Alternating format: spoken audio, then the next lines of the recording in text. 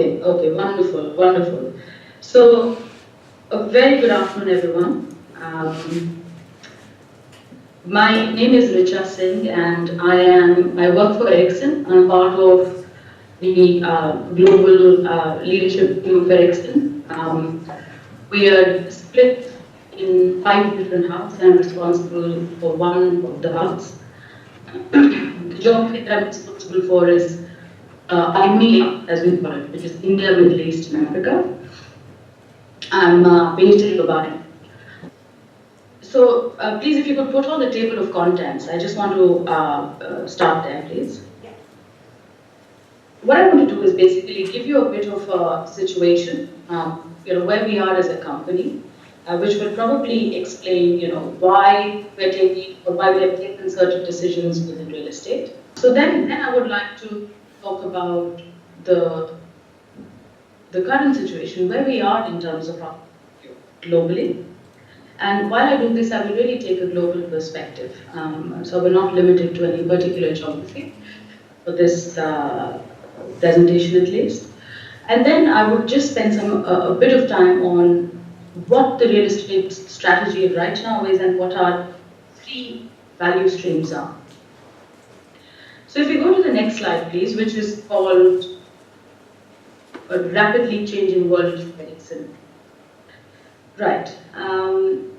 Now, very shortly on this, Ericsson is a technology company, traditionally a hardware and a networks company, but has ventured into software, cloud, media, different service lines, all within technology. The fact is that we're in a fast-changing world of technology. And all companies, Ericsson, need to sort of keep pace with that. That is the world we are in. It's the network society, as we call it, is where we are. If you look at the challenges, the fact is that in today's economy, in global economy, the two graphs basically shows you between 2015 and 16, where it's a fact that the operating income has declined. Our customers, the different operators, don't want to spend as much money as they would in the past, and therefore the revenue stream, of course, has gotten affected. So that's a big challenge that Ericsson faces right now. Very quickly on the bottom left, the foundations for it. And I think this is important because this is also inputs into our real estate strategy. At the heart of everything is, of course, customers. Customer first. That's what Ericsson, we say at Ericsson. Shareholders. It's all about maximizing shareholder value. That's the purpose of being an enterprise. Society. Ericsson has a very sturdy CSR program. So whether it's on human rights or on the environment, in both areas, Ericsson continuously does a lot and is perhaps way ahead of our competitors. Employees, and again, this is also very important for us. That for Ericsson, the Ericsson employee is very important, and typically we say it's one Ericsson. Each and every person that works for the company has to be the same, and again, that affects how we accommodate people in offices. I will not spend too much time on the approach because, it's all about technology, innovation, profitability has to be there. But this is the context we are in. So we are in a rapidly changing world of technology. We have challenges in terms of our revenue stream, and I mentioned the foundation, which you will see how they input into our strategy. So if you move one slide forward, please. And now this was a sort of a very high level view what I talked about so far. This is now I'm coming more to all three because I think you've got to click 3 times. So these are different graphs through KPIs. I just want to show you how the portfolio of Ericsson globally has evolved and changed. The first graph that you see, the dotted line shows the headcount in Ericsson. Between 2004 and 2016, it has increased significantly. If I've got my numbers right, we were probably 30,000 employees in 2004 and 120,000 in 2016. Square meters per head, the solid line that you see, has gone down. We have gone from about 33 square meters per head to 16 square meters per head in those years. So we have optimized on our portfolio significantly. We've almost halved the space. And if you look at the second part, the cost efficiency, you see a similar trend where you see, of course, the headcount having increased so much, and because we have been so efficient on space, our cost, has proportionally come down. In terms of overall annual run rate, like I said, going from 30,000, I think 30 to 40,000 perhaps, to 120,000, but the change in our overall cost for real estate has not been, the increase has not been that much. That means we've really been able to control our portfolio, to optimize and to maximize on the space that we have. So this is just to show that, where we were, 13 years ago and where we are right now. Significant change in the approach to how we treat our real estate. Of course, the way it has happened is that, we've got workplace design, which is more open plan, and typical trends of the market that I think we're all aware of. It's a whole shift in culture, I would say, on how people work. It's a shift in ways of working that has happened. Then I want to really move on to the current situation. So if you could go to the next slide, which has a map with lots of red dots. This is what the current Ericsson portfolio looks like. It is a scattered footprint, and it has a large number of small locations. So we have around 550 locations globally. And we accommodate, like I said, 120,000 employees. I think I've lost you. Hello, do we still have you? Yeah. We're still here. Okay, good. So just continuing with this. But the fact is, and I would like to perhaps quickly jump on to the next slide, which shows a graph, which shows you how the spread of this portfolio is. So this is a distribution by head count across the different locations of the real estate portfolio. What you see here is something very interesting, that 10% of our largest locations make up 75% of our total cost. So like I said, 550 locations across the globe. So 50 of those, roughly put, carry 75% of the total cost, which means 500 locations carry only 25% of the total cost. What that leads to is a large number of small, spread out, scattered locations that we as corporate real estate have to manage. Of course, with that what happens is that you don't have the scale, the volume, the critical mass to really optimize, to manage costs. Of course, it also leads to other challenges. We have very stringent Ericsson workplace design and security guidelines. Can we do that when we are so spread out across the globe? So those are the challenges we have right now.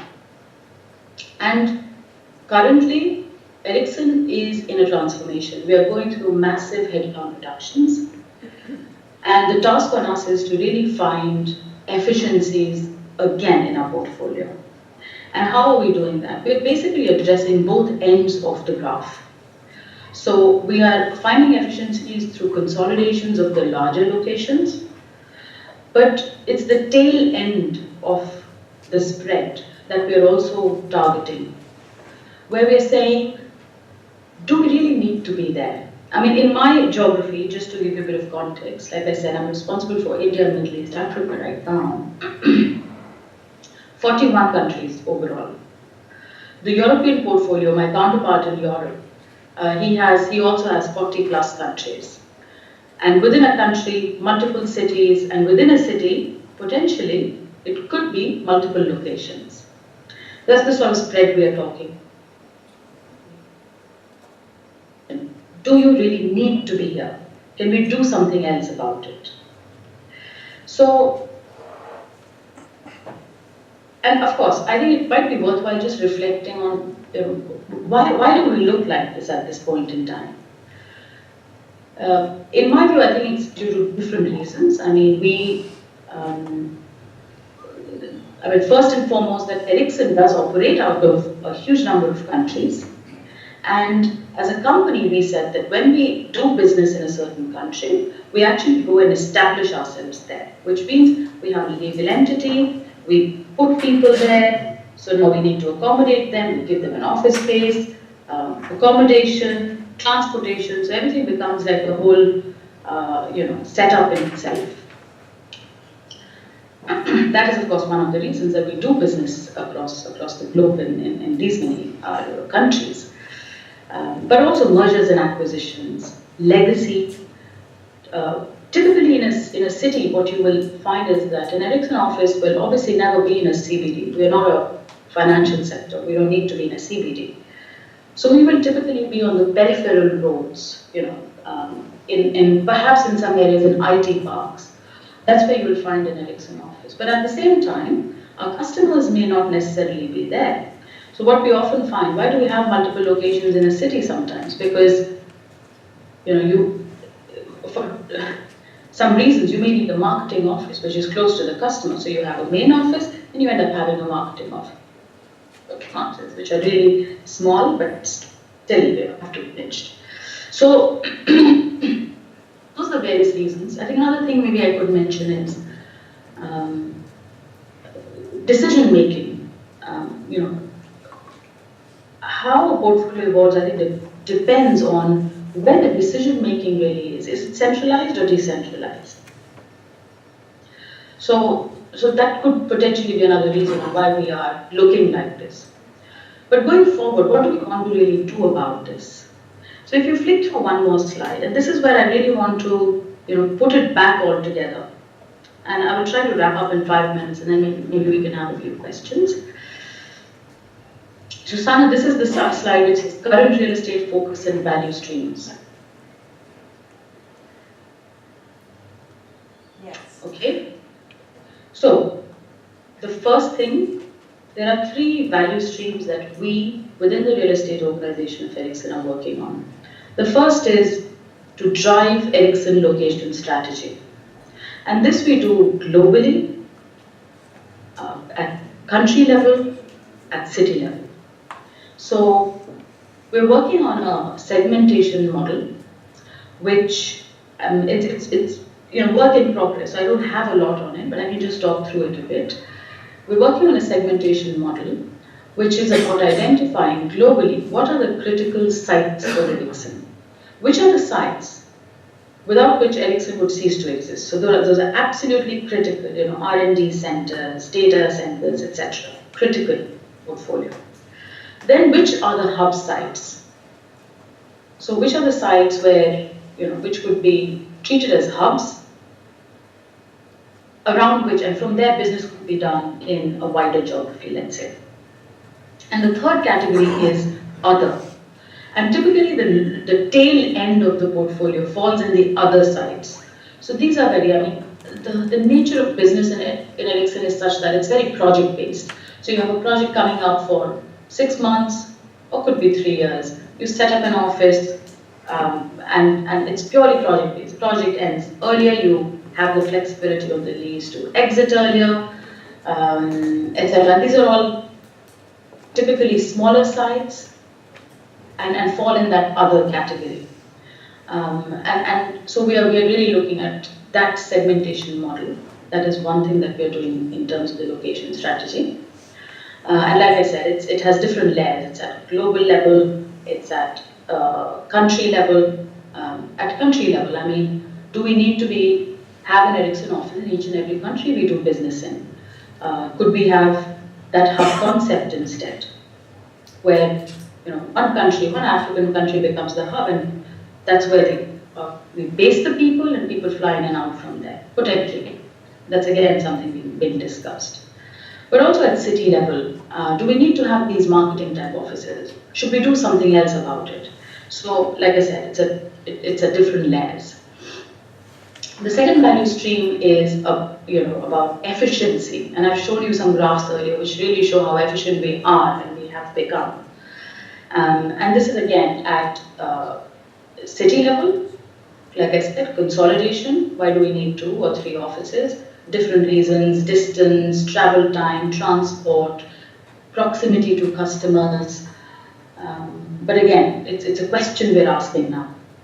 But also at building level, having all the right KPIs in place, measuring presence using technology, measuring utilization, evolving our workplace design, making it more activity-based to find more efficiency on the space at building level, so more efficiency in square meters.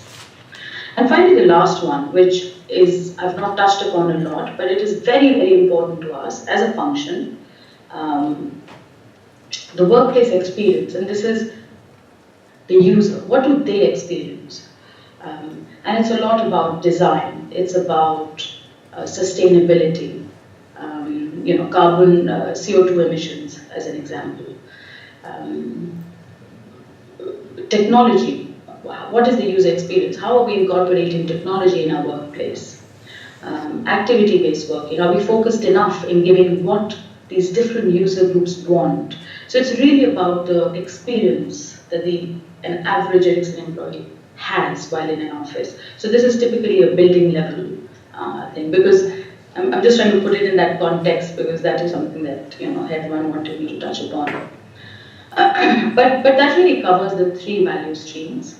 I do have more details on how we are kind of trying to structure these 3 value streams, but I would rather stop here right now and maybe just go through some questions and make it a bit more interactive, if there is time, that is. Okay, thank you, Richa. Thank you for.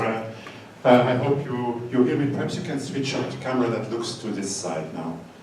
Yeah, let's try with one side. It's easier. That's nicer for Richa to see us at least. So Richa, I think you see us now. Yeah, at least the auditorium. So we hope that the sound keeps up with the bandwidth. Okay, thank you for explaining this with us. Are there some questions for Richa? I can't imagine they are not. Yeah. You're talking about you're talking about workplace experience, yeah? Yes, workplace. And you are talking about many countries. So is it one Ericsson experience, or is it a workplace experience of Ericsson in every country different? Yeah, let me repeat that question just to be sure I've got that properly. So I think what you're asking is that we're talking about workplace experience and we're talking about many countries. Is the question that do we believe that we are able to provide the same experience to everyone? Yes. Yeah, okay, great. And the answer is not always, because due to several factors. Like I said, sometimes, it's some of the solutions, and this is another thing that I must mention, which I did not, that within the workplace experience, there's also an area of work that we're doing, which is differentiation. That, yes, we say one Ericsson, but again, due to the business demands, due to the nature of work, maybe we should be flexible to differentiate when required. So if it is an office which we need to set up only for a year, do we want to invest the same kind of money that we would invest, in an office which we know would be for 5 years or 10 years? The answer obviously is no, we won't do that. Then we would go for low-cost solutions, because that's what the business can afford. At the end of the day, we have to make sure that we affect the bottom line in a good way. So no, the answer is that we try where it makes sense, and we try and do as much as possible. but the experience is varied. It's not the same. Yeah. Okay. Thank you. Another question. So it's quite clear when you want to go to, let's say, the Netherlands or Germany, you want to stay there for 6 months or a year, there's no problem at all. Plenty of buildings available, plenty of services available through different providers of short-term rent, etc. But what in the countries you are working in, where, for instance, in Africa or Middle East, where this kind of suppliers is not yet installed or not yet available? Yeah, it's a challenge. What we're telling our suppliers, I mean, all our global suppliers, you know, you can imagine what the names are, you know, the likes of CBRE, JLL, Cushman & Wakefield. I think everyone realizes that, let's say, if you take Africa as a continent, for example, I mean, there's a lot of growth potential there. And all companies, whether it's in financial sector or technology, are going into these markets. And what we're telling our suppliers is that, come with us. And they see that there is business, you know, if everyone, you know, that I don't want to name the other companies, but if you were to do a bit of research on it, you'll find that almost everyone is in Africa or wants to be in Africa. We talk typically about that. And therefore, we're not there yet. There are huge challenges. It's a huge continent, and it's very varied legally. Borders, the work business happens so differently across borders. But this week I've been in supply meetings where we are trying to outsource the FM part, the second generation outsourcing, you know, integrated facilities management. And we've had all these guys coming in, and this is exactly what we're discussing, that you know, how we make it work for us in Africa. And we've been in these co-solutioning sessions, and this is precisely the discussion. So I think we are still in that first generation phase in these markets, but we are, I think, quickly as a industry moving into the second generation outsourcing now. Okay, thank you. Another question from the audience. Could you provide us with an example of the implementation of the real estate strategy by Ericsson? An example? Yes. Yeah, sure. I think there are several. I would say there are several. I mean, because the strategy itself, I mean, it's, in my view, it's not, you know, one thing, to be honest. I mean, everything that we are doing, for instance, I mean, we've been having these discussions with the business across Europe, Middle East, and Africa, where we are looking at, like I showed you the tail end of the portfolio. If I talk only about the location strategy, and we talk about the tail end of the portfolio, in India, Middle East, and Africa, we had 160 leases. In the last 1 year, so within 2017, we have done something or the other to about 60 of those, which means we've either closed offices, we've either consolidated them, we've downsized them, we've done something about, so I mean, 60 out of 160 is a very significant number. And what I'm going to do is a before and after, which I want to do when we close the year, that how did the tail look for my portfolio, for instance, at the beginning of 17, and how does it look at the end of 17? I think we've taken a lot of square meters out, and we've really shortened that tail. So that's just talking about one part of the strategy, which is to shorten this tail and reduce it as much as possible, as much as where it makes business sense. So there's continuous implementation going on of this strategy. That's just one example. Okay, sounds very clear and very concrete. Thank you for that. Yes, Sami? Hi. Did you consider to, especially at the tail end of the graph, to work completely officeless and maybe meet spaces per hour in concepts like space to meet or whatever? and put your energy in strengthening the brand experience in another way. Did you get that, Richa? It would help if you were to just repeat and Okay, it was that's no breaking up problem, a we do bit. that, yeah. Did you consider to work without any office at all, at least in the tail end area, and put your effort in strengthening the brand experience in another way? So let me repeat that just to be sure that I've got the question well. So if we have tried to work in another way, which is not focus on the tail end but enhance the brand experience in another way. Yeah, and working without buildings at all in the tail end, so without offices at all in the tail end, in other words. Okay, got it. We're not there yet. And what I mean by that is that we have a lot of layers of security and physical security, information security, compliance, etc., which has not enabled us yet to really go into other solutions like co-solutioning, co-working spaces, managed spaces, more serviced offices, etc.